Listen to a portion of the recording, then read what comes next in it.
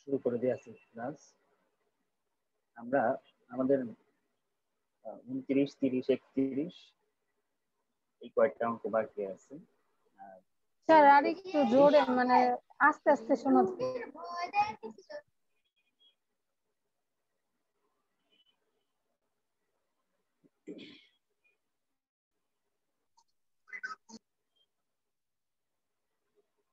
আমাদের 4-5টা অঙ্ক বাকি আছে। আমরা শুরু করব 29 থেকে। 29 কি বলছে? The mean of 200 was 50. বলছে যে 200 এর গড় হচ্ছে 50। 200 এর গড় 50 বলতে বোঝানো হয়েছে 200টা ভ্যালু যোগ করার পর তাকে 200 দ্বারা ভাগ করে আমাদের রেজাল্ট হয়েছে কত? 50। 200টা ভ্যালু যোগ করে তাকে সেই যোগফলটা বের হয়েছিল তাকে 200 দ্বারা ভাগ করার পরে রেজাল্টটা হয়েছে 50। এটা বলতেছে। Later on it was found that two observations were wrongly read as 192 and 88 instead of 92 and 8 respectively. Find the correct mean. বলতেছে কি যে এই যে এখানে যে আমরা গড় বানায় রাখছি 50, 200টা মানের গড় বানায় রাখছি 50। এই যে যখন গড় আমরা তৈরি করছি 50, তখন এইখানে এই 200টা আইটেমের মধ্যে দুইটা আইটেম বা দুইটা অবজারভেশন বা দুইটা ভ্যালু আমরা ভুল ক্রমে দেখছি 192 এবং 28 দেখার কথা ছিল এখানে 92 আর 8। কি করছি আমরা যখন হিসাব করছি ভুলে দেখছিলাম হচ্ছে 192 আর 28। এই দুইটা লিখে আমরা একটা গড় বানায় রাখছি।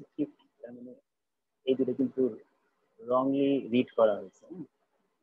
এখন কি করবো আমরা আগে জানার চেষ্টা করব যে কতকে 200 দ্বারা ভাগ করার কারণে 50 হয়েছে, অর্থাৎ মোট যোগফলটা কত ছিল। যে যোগফলকে 200 দ্বারা ভাগ করার কারণে 50 আসছে, সেটা কিভাবে পাবো? যেহেতু গড় 50, 200টা, তাহলে এই দুটো আমরা গুণ দিলেই জানতে পাবো কি যে আমার মোট যোগফল কত ছিল। যখন 50 বানাইছি 200 দিয়ে ভাগ করে, কোন মানটাকে আমি 200 দিয়ে ভাগ করার কারণে 50 হয়েছিল সেটা আমরা আগে বের করব। সেই যোগফল থেকে এই ভুল দুইটা বাদ দিব আর সঠিক দুটো যোগ করব, করার পর আমার যোগফলটা ঠিক হয়ে যাবে। ঠিক আছে? ওই যোগফল ঠিক হওয়া যোগফলকে 200 দ্বারা ভাগ করলে আমরা কারেক্ট যে মিলটা সেটা পেয়ে যাবো। দেখি আমাদের n কত আছে? 200, x বার আছে 500 না 50 হবে। 50 হবে, 50 দিয়ে একটু পরে কারেকশন করে দিচ্ছি। আমার 200 হচ্ছে 200টা আইটেম বা অবজারভেশন, আর কোন একটা মানকে 50 দ্বারা ভাগ করার কারণে 200 দ্বারা ভাগ করার কারণে এখানে এটা 50 আসছে। ঠিক করে নিন। ঠিক আছে?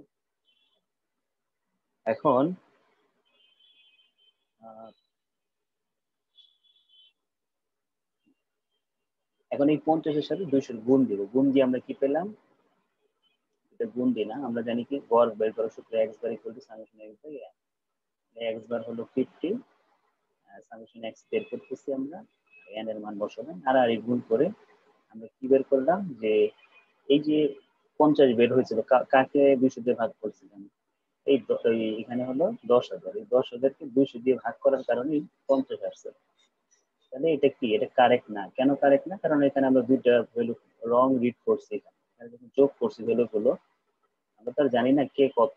200টা আইটেম তো আর বলা পসিবল না কে কত, কিন্তু এখানে তারা দুইটা আইটেম বলে দিচ্ছে 200টার মধ্যে। এই দুইটা আমরা ভুলে 192 and 88 কাউন্ট করছি, তাহলে এই দুটো আমরা বাদ দিব। যে দুটো ভুল কাউন্ট করছি সেই দুটো বাদ দিব, আর যে দুটো সঠিক ছিল সেই দুটো আমরা অ্যাড করব। তাহলে আমার কারেক্ট টোটাল কত বের হলো? 9,820। এই 9,820কে আমরা 200 দ্বারা ভাগ করলে আমার কারেক্ট মিলটা আসবে। 9,820 ভাগ 200, আমার কারেক্ট মিল কত দাঁড়ালো? তাহলে 49.10। ঠিক আছে? হয়েছিল আমাদের 29। এটা গত বছর অ্যাকাউন্টিং এর আসছে। এরপরে আসছি 30। 30তে একটু মনোযোগ দিয়ে বুঝতে হবে, এটা কিছু কিছু বইতে সলিউশনটা রং সলিউশন দিয়ে আছে। তো বলবো কি ভুলটা করছে তারা। আমরা এখানে দেখি the average marks of 59 student of a class। একটা ক্লাসে কতজন স্টুডেন্ট আছে? 50 জন স্টুডেন্ট আছে, সরি 39 স্টুডেন্ট আছে, ঠিক আছে, 39 জন স্টুডেন্ট আছে। তো তাদের গড় বলতেছে 50, বুঝছে? the average marks of 39 student, ক্লাসে 39 জন স্টুডেন্টের গড় হলো 50। the marks obtained by 40 students are 39 more than the average marks of all 40 students। অর্থাৎ এই যে 40 নাম্বার স্টুডেন্টকে বুঝাইছে, এখানে কিন্তু 40 জনকে বোঝায় না, 40 নম্বর স্টুডেন্ট, 40তম বলছে, এখানে একজন স্টুডেন্টকে কিন্তু ইন্ডিকেট করতেছে। আগে ছিল 39 জন স্টুডেন্ট, তার গড় ছিল 50, সাথে আর একজন স্টুডেন্ট আসছে, এই স্টুডেন্টের মার্ক কত বলছে? 39 more than average marks of all 40 student. অর্থাৎ এই যে 40 নম্বর যে স্টুডেন্টটা আসলো নতুন করে, তার মার্ক হবে 39 বেশি, কার থেকে বেশি? More than the average marks of all 40 student. অর্থাৎ 40 জন যে গড় পাবে তার থেকে 39 মার্ক বেশি হয়। এখন আমরা কিন্তু এখনো জানি না যে 40 জনের গড় কত। 40 জনের গড়ই আমাদের কোশ্চেনে বের করতে দিয়েছে। Find the mean marks of all 40 student. অর্থাৎ 40 জন স্টুডেন্টের গড় মার্ক কত। তো বইগুলোর মধ্যে কি করে, কিছু কিছু বইতে তারা কি করছে, এই 39 স্টুডেন্ট একজনের গড় যদি 50 হয়, 39 স্টুডেন্ট একজনের গড় যদি 50 হয়, দুটাকে তারা গুণ করছে। প্রথমে কি করছে, 39 স্টুডেন্ট 50 করে হলে দেখছে যে 39 জন স্টুডেন্টের মোট নাম্বার কত ছিল। তার সাথে কি করছে, যেহেতু এখানে আরেকজন স্টুডেন্ট আসছে, তাহলে 40 জন তৈরি করছে, 40 জনের মোট। আমরা যদি 39 জন স্টুডেন্টের মার্ক 39 স্টুডেন্টের সাথে এই 50 এভারেজ মার্ক গুণ করি, তাহলে বের হবে 39 জনের টোটাল মার্ক কত ছিল। ওই 39 জনের টোটাল মার্কের সাথে তারা কি করে, এই 39 যোগ করে। নতুন আরেকজন 40 নাম্বার আরেকজন স্টুডেন্ট আসছে, তার মার্ক 39 অ্যাড করে 40 দিয়ে ভাগ করে দেয়, অঙ্ক শেষ করে দেয়। এটা কিন্তু হবে না, কারণ এখানে 39 অ্যাড করতে বলবে, এখানে বলছে, বা 40 নাম্বার স্টুডেন্টের মার্ক 39 বলেন, এখানে বলছে 40তম স্টুডেন্টের মার্ক হবে 39 more than the average marks of all 40 student. অর্থাৎ 40 জনের যে গড়টা হওয়ার কথা তারও থেকেও 39 বেশি হবে, ঠিক আছে। অর্থাৎ আমাকে ধরে নিতে হবে 40 জনের গড় এক্স, যেহেতু আমাকে এটা বের করতে বলছে, আমরা জানি না 40 জনের গড় কত, যেটাকে বের করতে বলছে সেটাকে আমরা এক্স ধরে নিব।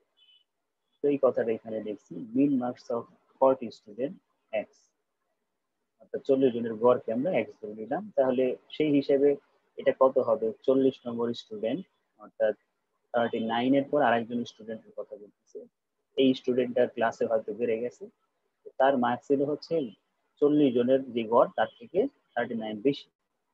তাহলে 40 জনের গড়কে আমি এক্স ধরছি, এক্স লিখলাম, এই এক্স থেকে কত বেশি হবে বলছে, 39 বেশি হবে। আমি লিখলাম 39 more than the average marks of 40 student. 40 স্টুডেন্টের যে এভারেজ মার্ক তার থেকে 39 বেশি। তারা যেভাবে বলছেন ওইভাবে সাজাইছে। তো এখন খেয়াল করে দেখে এটা কম্বাইন মিনের সৃষ্টি হয়েছে। কম্বাইন মিন কিভাবে, প্রথমে 39 জন ছিল, পরে আবার একজন আসছে। এটা আমরা বলছিলাম কম্বাইন মিন কখন করি, যখন এনটাকে বিভক্ত করা হয় কয়েকটা ভাগে, 2টা ভাগ, 3টা ভাগ, 4টা ভাগে বিভক্ত করা হয় টোটাল এনকে, তখন সেটাকে আমরা কম্বাইন মিনের মাধ্যমে সলভ করি।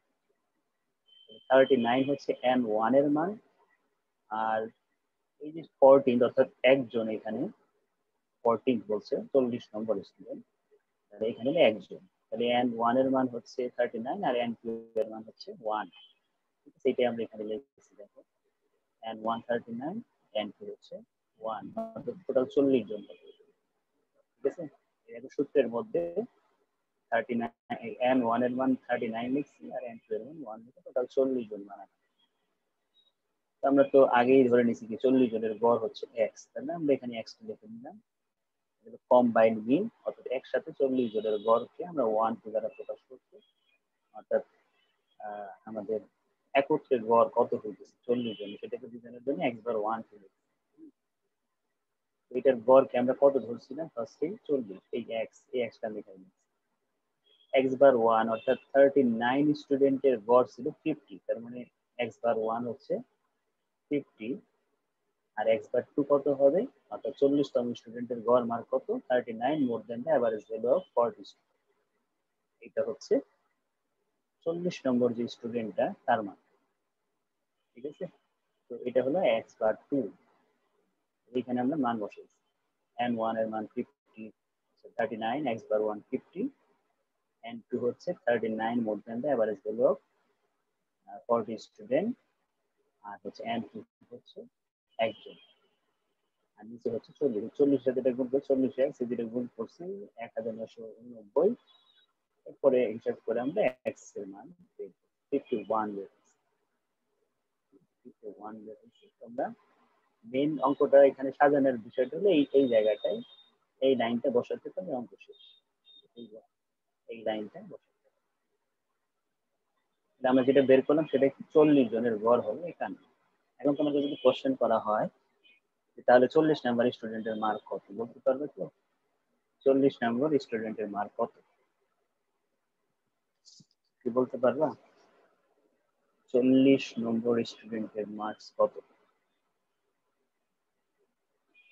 যে নতুন অ্যাড হয়েছিল তার মার্ক কত ছিল, যার কারণে 39 গড়টা হয়ে গেল 51, এক বেড়ে গেছে। অবশ্যই তার মার্ক বেশি ছিল।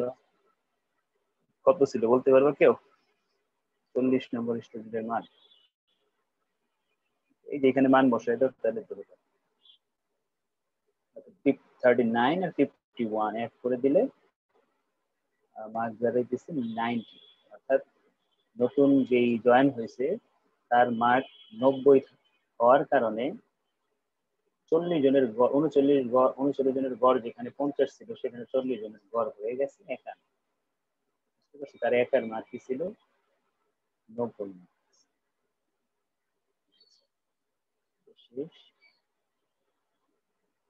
এরপর আমরা যাব 31 বলছে এখানে 3টা মিনের কাজ হয়, 3টা মিনের কাজ, arithmetic mean, geometric mean, harmonic mean, 3টা মিনের সাহায্যে আমরা এই অঙ্কটাকে সলভ করব, যার মধ্যে 2টা মিনের রেজাল্ট আমাদের কোশ্চেনে দেওয়া আছে।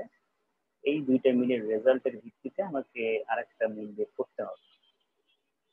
Arithmetic mean of two observation is 50, অর্থাৎ 2টা অবজারভেশন বা 2টা আইটেমের যোগফল দেওয়া আছে 15। তো আমরা অ্যারিথমেটিক মিনের সূত্র কি জানি, x bar equal to summation x by n। তাহলে খেয়াল করে দেখি x বারের মান দেওয়া আছে 15, যে 2টা অবজারভেশন বলছে তাহলে n এর মান হবে 2, আর আমরা তো সামেশন x কিভাবে করি, যতগুলো অবজারভেশন থাকে বা যতগুলো ভ্যালু থাকে সবগুলো যোগ করি। তো যেহেতু 2টা ভ্যালু বলছে এবং ওই 2টা ভ্যালু আমরা কিন্তু জানি না কত কত, এটাকে এই জন্য আমরা একটাকে x1 ধরে নিচ্ছি, একটাকে x2 ধরে নিচ্ছি। x1 x2 বা xy ধরেও করা যাবে, x1 ও x2 ধরে করা যাবে, xy ধরেও করা যাবে।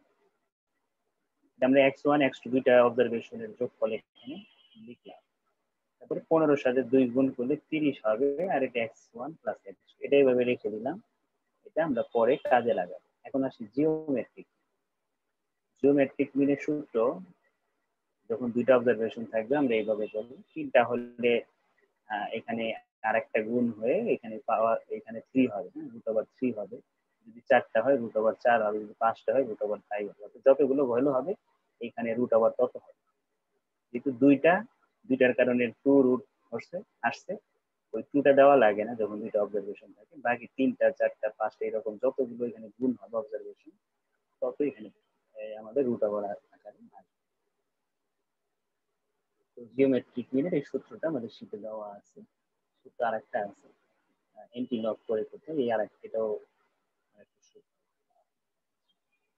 এখন আমরা যেটা করবো সেটা হলো জিওমেট্রিক মিনের রেজাল্ট কত আছে, 9 দেওয়া আছে, 9 আমরা এখানে বসাবো।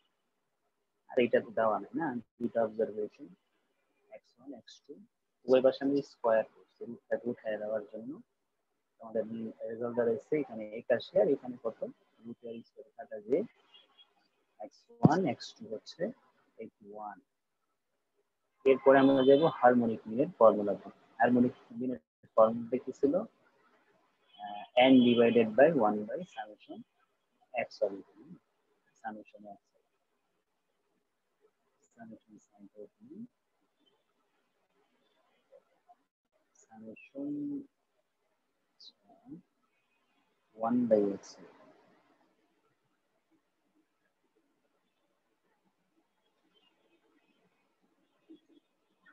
এই হলো আমাদের ফর্মুলা। এই ফর্মুলার ভিত্তিতে এখন আমরা মান বসাবো। n1 মিন্স দুইটা অবজারভেশন, এই জন্য 2 বসলো। আর ওইটা হচ্ছে বড় করে নিই, এইখানে কি বসবে আমাদের,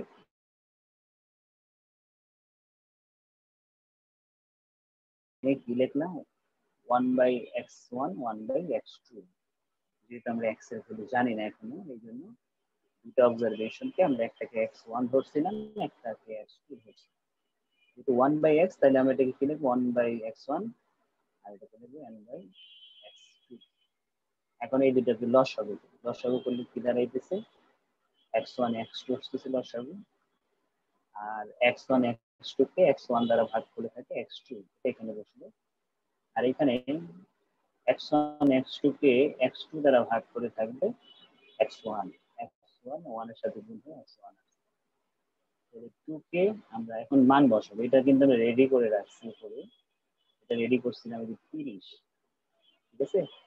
আর x1 x2 রেডি করে রাখছি 81, এই দুটা মান আমরা এখানে বসাবো। 30 81 2 আছে, এটা যেহেতু ভাগাকার আছে গুণ করলে উল্টায় যাবে, 81 উপরে যাবে 30 নিচে আসবে। তারপরে আমরা এটা কাটলাম 15 হয়, আর উপরে কাটে ভাগ করে 5.4 আমাদের অ্যান্সার। তাহলে এই অঙ্কটি কি করলাম আমরা, জিওমেট্রিক মিন এবং অ্যারিথমেটিক মিনের সাহায্য নিয়ে দুইটা অবজারভেশনের হারমোনিক মিন কত হয় সেটা বের করব। আমাদের পার্ট বি এর আর একটা অঙ্ক বাকি, এটা করলে আমাদের সি পার্টে একটা বড় অঙ্ক বাকি ছিল, এটা আমরা করবো, তাহলে শেষ হবে। এটা হচ্ছে অ্যাভারেজের অঙ্ক। The person travel 30 kilometer at 45 kilometer per hour. একজন লোক 30 কিলোমিটার যায় 45 কিলোমিটার গতিতে, স্পিড দেওয়া আছে। একজন লোক 30 কিলোমিটার যায় 45 কিলোমিটার আওয়ার, ঘন্টায় 45 কিলোমিটার বেগে, আবার 20 কিলোমিটার যায় 30 কিলোমিটার গতিতে ঘন্টায়, আর 10 কিলোমিটার যায় 50 কিলোমিটার পার আওয়ার, অর্থাৎ 50 কিলোমিটার স্পিডে ঘন্টায় 10 kilometre. What is the average speed of that person? বলছে তাহলে তাদের গড় গতি কত হয়, গড় গতিবেগ কত হয়। মনে রাখবা যে যদি গতিবেগের অঙ্ক আসে, গতিবেগের অঙ্ক আমরা হারমোনিক মিনের মাধ্যমে সলভ করি। আর হারমোনিক মিনের নিয়ম কি থাকে সেটা আমরা একটু দেখি। একটু আগে যে হারমোনিক মিন করলাম এই যে এটা n by summation 1 by x, এইটাই এখন আমরা এখানে। তো আমরা স্পিডকে কি ধরছি, স্পিডকে আমরা x ধরবো, ঠিক আছে। বা এভাবে লিখে দিলে আর কোনো কিছু ধরার প্রয়োজন হবে না। আমরা স্পিড গুলো লিখলাম, স্পিড, আর এখানে হবে ডিসটেন্স, কতটুকু কতটুকু যায়, কয় কিলোমিটার যায় সেটা আমি এখানে লিখি। আমরা টাইমের সূত্রটা একটু মনে রাখবো, টাইম টেকেন অর্থাৎ সময় বের করার সূত্র হলো ডিসটেন্সকে স্পিড দ্বারা ভাগ করতে। তাহলে দূরত্বকে গতিবেগ দ্বারা ভাগ করে তুমি কি পাবে, সময়। অনেক সময় আমরা দেখি না যে অনেক সময় অ্যাপে দেখি না যে এতটুকু যাইতে চাই আমি, এখান থেকে এখানে এতটুকু যেতে চাই, তাহলে আমাদের কত সময় লাগবে। তখন কিন্তু বলে দেয় যে এত ঘন্টা সময় লাগবে।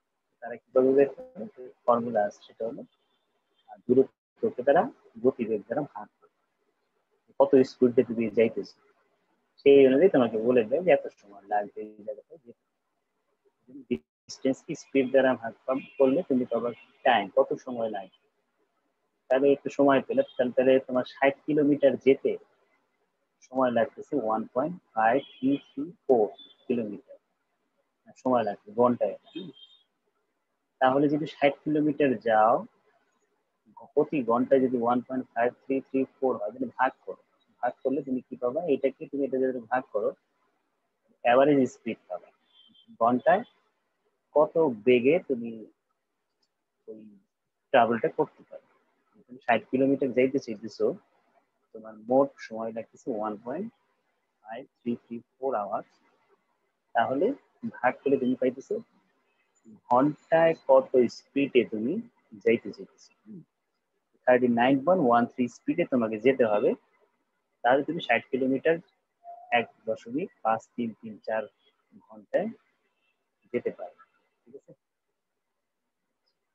এটা কিন্তু অনেকটা হারমোনিক মিনের মতো হয়েছে। কিভাবে হারমোনিক মিন হয়েছে, আমি এটাকে যদি এক্স ধরি, এটাকে যদি এফ ধরি, হারমোনিক মিনের সাথে এন ডিভাইডেড বাই এন বলতে যে এফ এর যোগফলকে আমরা এন দ্বারা প্রকাশ করি না, এটা হলো এন, তার নিচে হবে এন, সরি উপরে হবে এন আর নিচে হবে summation F by X. F by X, এখানে কিন্তু এফ বাই এক্স ই করেছে, এটা যদি এফ ছিল, যদি আমরা এক্স চিন্তা করি, এফ ডিভাইডেড বাই এক্স, এটা যোগ।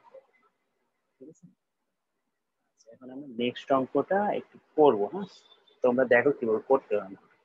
আমি সলিউশন করি নাই, কারণ হচ্ছে এখানে বোঝার কিছু জিনিস আছে যেগুলো তোমাকে এখান থেকে দেখে দেখে বুঝতে হবে। এখন আমরা করবো।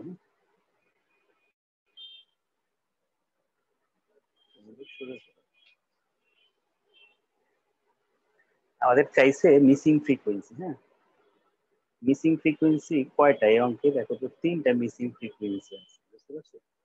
3টা মিসিং ফ্রিকোয়েন্সি। এর জন্য আমরা প্রথমে মিসিং ফ্রিকোয়েন্সিকে ধরে নিব এক্স F1, অথবা আমাদের যেহেতু 3টা মিসিং, 1 2 3 ধরতে পারি, অথবা আমরা যত নাম্বারটা মিসিং সেটাও লিখতে পারি। তার জন্য আমরা একটা ছক করব।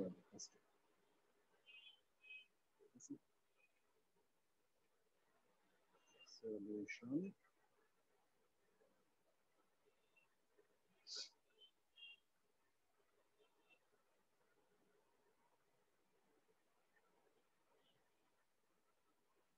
let missing frequency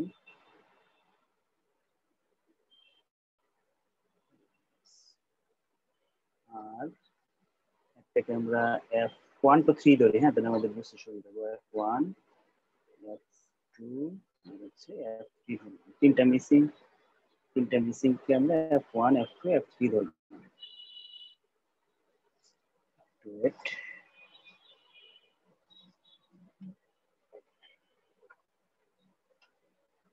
তোমাদের কাছে কি ক্যালকুলেটর আছে সাথে?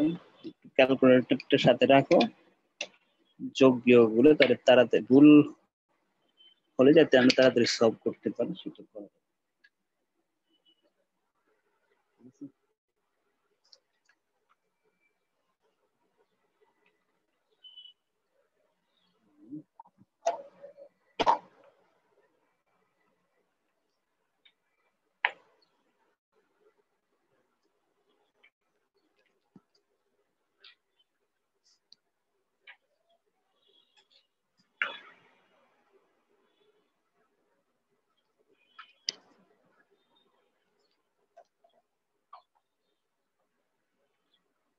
আমরা F1 F2 and F3 ধরলাম, তিনটা মিসিং।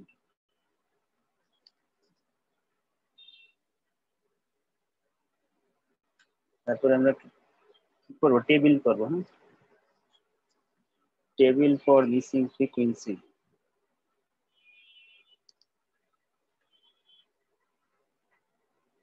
টেবিল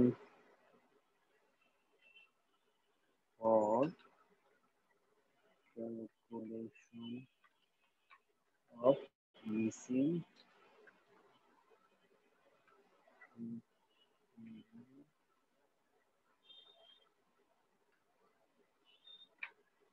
frequency টেবিল তৈরি করব।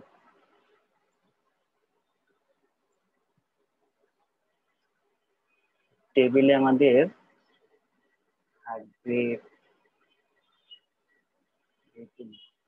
মিডিয়ানের মান দেওয়া আছে কোশ্চেনে, মিডিয়ান এবং মুডের মান দেওয়া আছে। তাহলে আমরা মিডিয়ানের গড়টা করব। প্রথমে ওয়েজেস বলবে, ফ্রিকোয়েন্সি বলবে, তারপরে সিএফ বলবে না, কিউবিলেটিভ ফ্রিকোয়েন্সি, সিএফ কিউবিলেটিভ ফ্রিকোয়েন্সি।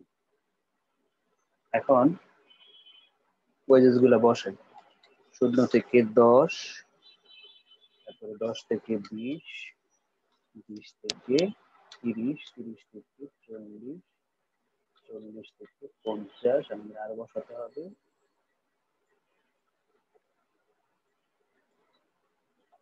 50 থেকে 60, 60 থেকে 70। ফ্রিকোয়েন্সি গুলো বসাই 4, 16, F1, তারপরে যদি ধরি F2,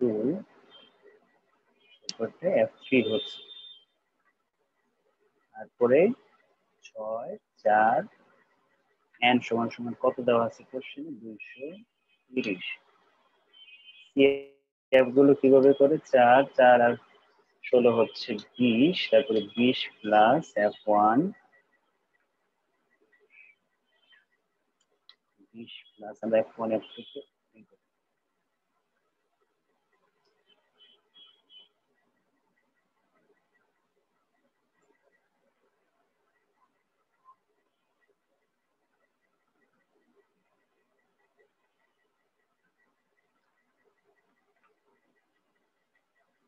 পরেরটা তাহলে কি হবে, 20 এর সাথে আবার এসে F2 যোগ হবে,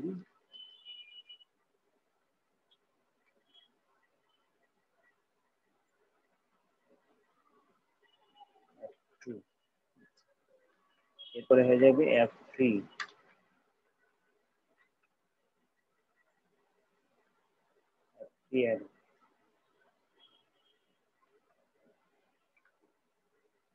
তারপরে 6 অ্যাড হবে, তাহলে কত হয়ে যাবে 26 হয়ে যাবে, সর্বশেষ 30 হবে।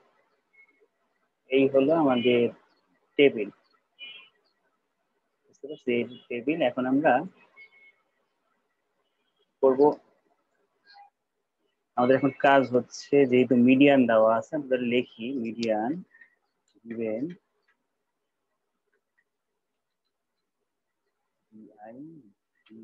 given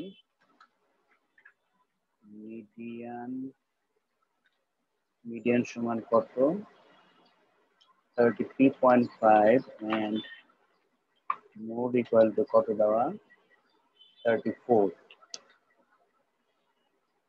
এই দুইটা মান দেওয়া আছে, দুইটাই কিন্তু কোন ক্লাসে অবস্থান করতেছে, 30 থেকে 40 এর মধ্যে অবস্থান করতেছে। লিখি median and mode lies in the class কত থেকে 30 থেকে 40। দেখুন মিডিয়ানের ফর্মুলা লিখি, মিডিয়ানের ফর্মুলা কি L প্লাস n/2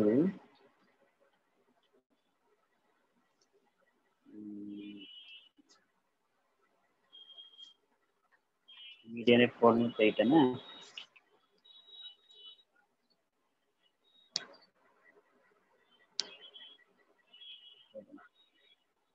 নিচে হলো f,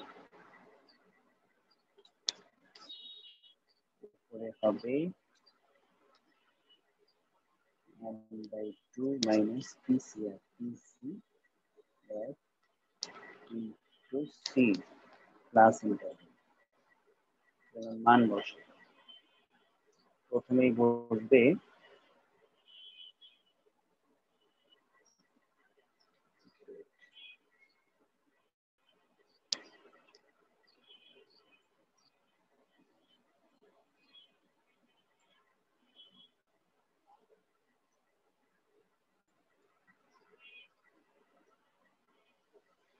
মিডিয়ানের মান কত 33.5 ইকুয়াল টু এল কত 30 প্লাস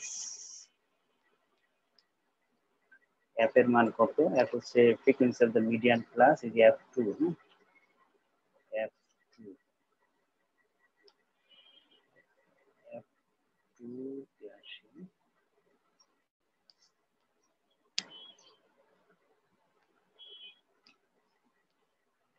f2 n এর মান কত 230 PCF preceding cumulative frequency কত preceding 20 plus f1 20 plus f1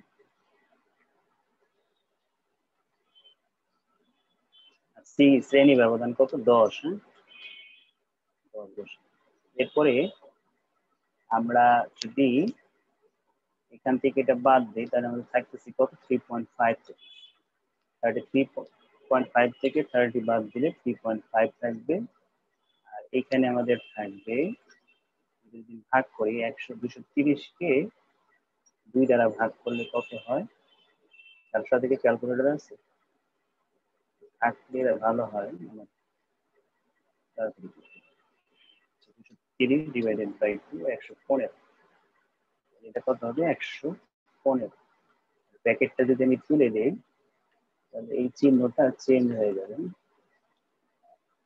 আর এখানে হচ্ছে 10 এরপরে এই f2টাকে আমি এর সাথে গুণ দিয়ে দিলাম আমার এখানে থাকতেছে এত বেশি থাকতেছে কেটে দিই 115 থেকে 20 বাদ দাও 95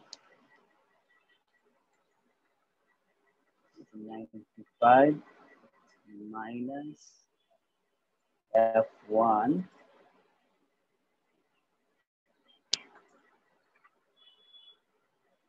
তার সাথে গুণ হবে 10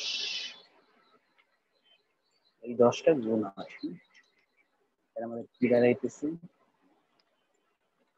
f2 is equal to 950 10 f1 side change করি সাইড চেঞ্জ করে এটাকে আমরা ওই পাশে নিয়ে যাই মাইনাস তোমরা একটু দেখো হ্যাঁ যোগ বিয়োগগুলো দুটোই হয় কি 950 ঠিক আছে এই একটা সমীকরণ আমরা তৈরি করলাম এটাকে আমরা 1 নং সমীকরণ আমরা 1 নং সমীকরণ দিলাম এখন আমরা করব মোড তাহলে মোডের সূত্র লিখি মোড ইজ ইকুয়াল টু এটার মতোই উপরে নিচে চেঞ্জ হবে একটু ডেল্টাটা কপি করে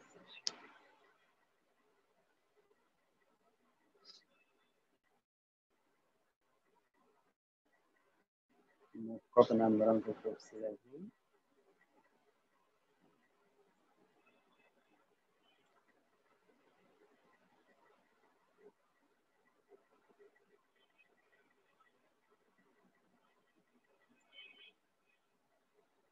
তারপরে এল এর মান কত আমাদের অঙ্কে এল ওই 30 কারণ মোডের মিডিয়ানের ক্লাস আর মোডের ক্লাস এখানেই পড়ে গেছে 30 থেকে 40 এর মধ্যে 30 এখানে শ্রেণী ব্যবধান ওই 10 এগুলো অন্য বানা দিলাম অ্যান্সার কত দেওয়া অ্যান্সার হচ্ছে 34 দেওয়া ডেল্টা 1 কত হবে ডেল্টা 1 মানে জানি কি আমরা এই যে যেই ক্লাসের এই ক্লাস নিয়ে কাজ করতেছি তো এইটাকে আমরা ধরে নিছি সর্বোচ্চ ফ্রিকোয়েন্সি তাহলে f2 থেকে f1 বাদ f2 থেকে f1 বাদ দিলে আমরা পাবো ডেল্টা 1 মাইনাস f1 নিচেরটা তাহলে কি হবে f1 এর ভ্যালু এইটা হবে আর f2 এর ভ্যালু হবে f2 মাইনাস f, ঠিক আছে? কারণ আমরা তো রেজাল্ট মান জানি না, f1 f2 এর মান জানি না, বিধায় আমাকে এইভাবেই লিখতে হবে। ডেল্টা 1 মিন্স এই যে f1 minus f2 minus f1, delta 2 means f2 minus f3। বসালাম, বসানোর পর আমরা কি করব, ওই 34 থেকে 30 বাদ দিই, থাকি কত আমাদের 4 থাকবে, তো থাকবে 4। আর এখানে যদি একটু যোগ বিয়োগ কাজ করি আমরা,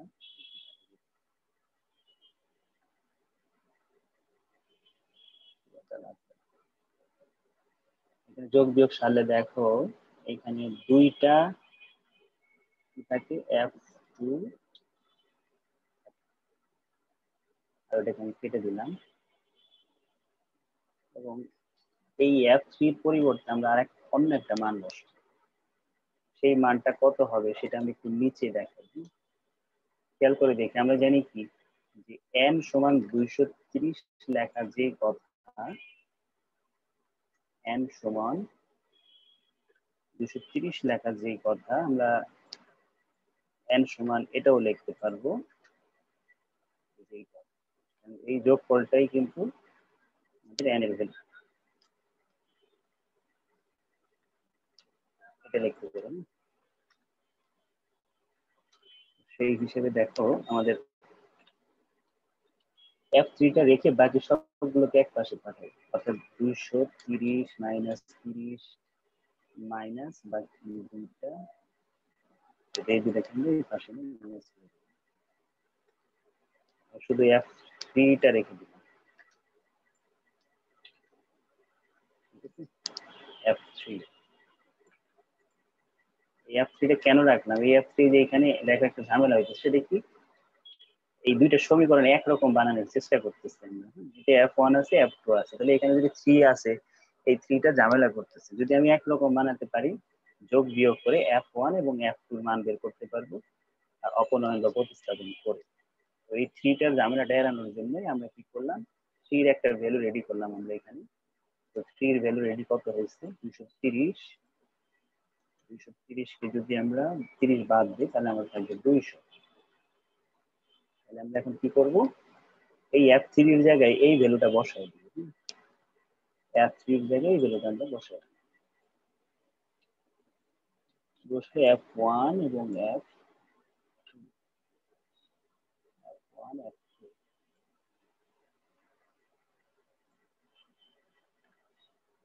এটা হেয়ারের কাজ, এটা আমরা সাইডে পরে নিয়ে যাবেন। এখন আসি যোগ বিয়োগের কাজ করি, অঙ্ক প্রায় অর্ধেক শেষ হয়ে গেছে।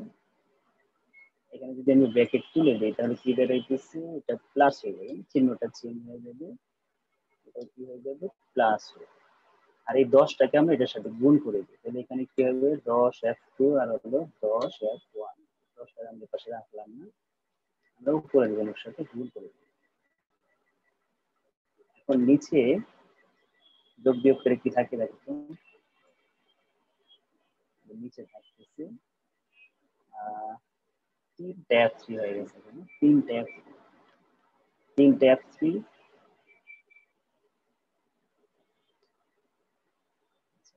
1 তো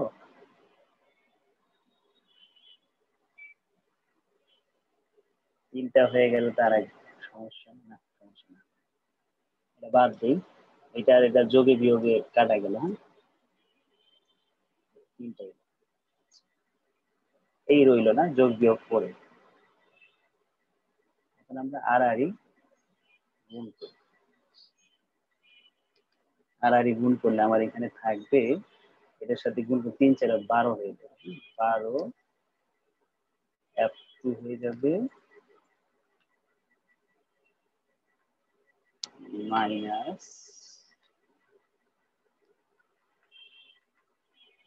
200, আর এখানে কি থাকবে 10f2 আর হচ্ছে 10f1।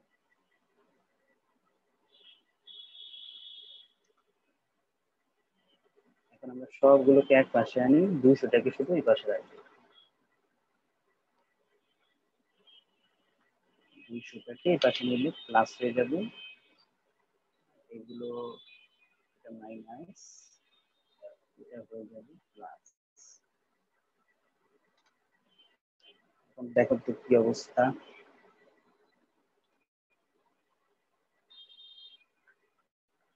দুইটা থাকে না, 10টা 12টা থেকে দুইটা বাদ দিলাম, তো থাকে দুইটা। এটা আমরা আগে রাখি, পরে রাখি। এটা আর একটা সমীকরণ হবে না, এই সমীকরণটাকে আমরা 2 নং সমীকরণ হলো 2 নং সমীকরণ। এখন আমরা 1 নংয়ের সাথে 2 নংয়ের লিখে দিই। আমরা এখন 1 নংয়ের সাথে 2 নংয়ের কি করব, বিয়োগ করব। আর এই 1 নং থেকে 2 নং বিয়োগ করব। দেখুন from equation 1 minus 2 we get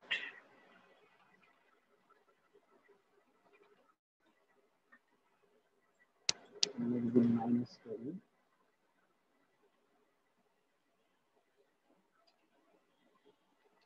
কি থাকবে এখানে, এটা চলে যাবে, এটা কি হবে মাইনাস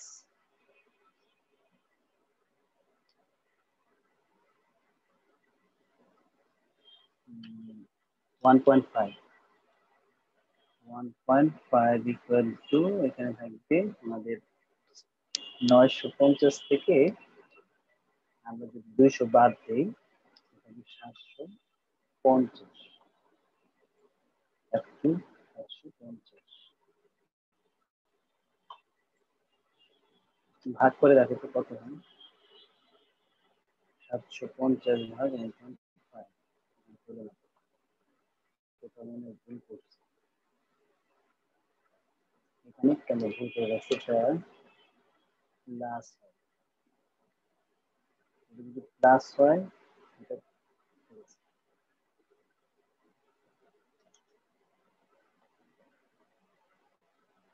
চিহ্ন তো চেঞ্জ হয়ে যাবে না, চিহ্ন চেঞ্জ মিন্স 3.5 থেকে 2 বাদ দিছি 1.5 আছে, এখানে ঝামেলাটা হচ্ছে কি 950 750, আচ্ছা এখানে হয়তো একটু দেখবে না, এখানে তো 800 হয় না, 800, এই 800, এই 800, এখানে 800, এখানে 150, তাহলে 150 কে ভাগ করো 1.5, 100, F2 এর মানে 100, তাহলে একটা রেজাল্ট পেয়ে গেল। F2 মিন্স কত, 100। এই 100 তুমি যে কোনো একটা সমীকরণে বসাও, 1 নং বা 2 নং, আমরা 1 নং এ 2 নং এ বসাই, 2 নং সামনে আছে, দেখি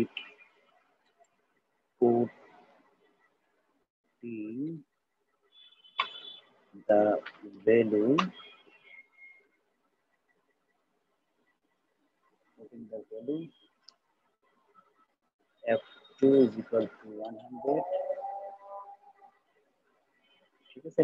আমি আবার এখানে একটু দেখাই, বসছি না, এই F2 এর মানটা আমরা 2 নং সমীকরণে বসাইছি, 2 নং সমীকরণে 10F1 ছিল, 2F2 equal to 800 ছিল, তো F2 এর ভ্যালু আমরা 100 বসাইছি, বসানোর পর 200 হয়, 200 ওই পাশে আসলে 600, 800 থেকে 200 চলে গেছে 600, 600 কে 10 দ্বারা ভাগ করলে 60। আমরা F1 এবং এই F2 এই দুইটার ভ্যালু আমরা কোথায় বসাবো, এই যে এখানে একটা আমরা হেয়ারে কাজ করে রাখছি, এটাকে 3 নং সমীকরণ দিলে আমরা এখানে যদি দুইটা ভ্যালু বসাই দিই, তাহলে আমার F3টা বের হবে। এই ছিল আমাদের এটার সলিউশন।